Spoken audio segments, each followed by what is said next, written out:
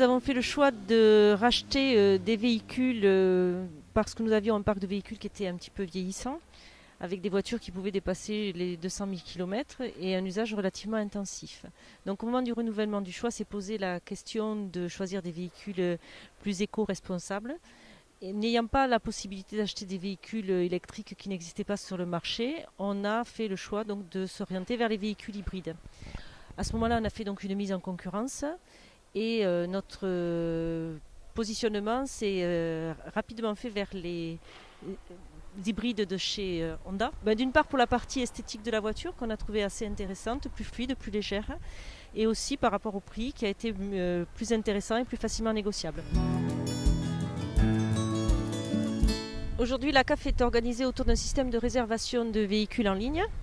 Donc tous les agents de la caisse peuvent être amenés à prendre un véhicule pour des déplacements soit intramuros Toulouse, soit en périphérie, soit pour des longs trajets. Je pense qu'une bonne soixantaine de personnes sont aujourd'hui déjà utilisateurs des Inside à la caisse. Il y avait quelques craintes qui ont été générées par le fait qu'on a pris des voitures avec des boîtes automatiques. Et ces boîtes automatiques, ce n'est pas forcément un outil qui est couramment utilisé par les gens dans leur vie privée, ce qui fait qu'ils n'osaient pas les prendre. Je pense que l'appropriation de la conduite de cette voiture, elle vient en trois temps. D'abord, effectivement, s'habituer à la boîte automatique. Dans un second temps, c'est commencer à apprivoiser le tableau de bord, qui est un peu complexe. Faut un petit peu bouquiner avant la première utilisation du véhicule, sinon il y a beaucoup de boutons partout. Mais c'est assez intuitif au final. Et donc, passer cette appropriation du tableau de bord, on commence à regarder les cadrans qui permettent de vérifier l'économie d'énergie. Si on est dans le bleu, si on est dans le vert. Au début, on ne comprend pas trop. Et puis, on s'aperçoit qu'à partir d'une certaine vitesse, c'est assez difficile d'être dans du vert. C'est encore possible dans des phases de décélération. Et puis après, on passe à la troisième phase, je dirais, de l'appropriation du véhicule. C'est celle où on va commencer à regarder les indicateurs de consommation qui sont transmis par l'ordinateur.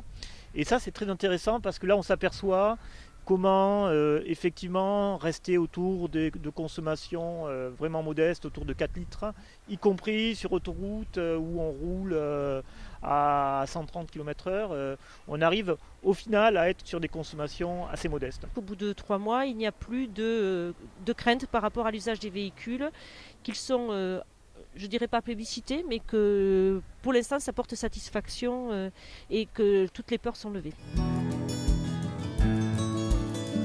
D'une part, le fait qu'on trouve que la lunette arrière de cette voiture est tellement petite qu'on a quelques difficultés au niveau des manœuvres et au niveau des reculs, des situations de recul. Les gens disent encore aussi, ça consomme, on ne sait pas trop bien pourquoi effectivement on n'est pas toujours en zone verte, en éco-conduite, alors qu'on a l'impression de conduire sagement. Donc je crois qu'il reste encore quelques incompréhensions par rapport à c'est une voiture hybride, mais est-ce que ça ne marche finalement qu'à l'essence? Donc il y a des choses peut-être qui seront à travailler à ce niveau-là. Quelques collègues ont regretté le fait que ça soit un véhicule qui n'ait pas trop de reprise. Bon, c'est vrai, si on met le bouton éco-conduite, la reprise n'est pas formidable. Moi j'ai pu observer notamment en montagne qu'en le déconnectant, on a quand même plus de pêche. Et sur des parcours un peu haché sur National où il fallait doubler des camions. Là, j'enlève le bouton éco-conduite parce que je sais qu'il faut que j'accélère, que je me rabatte rapidement.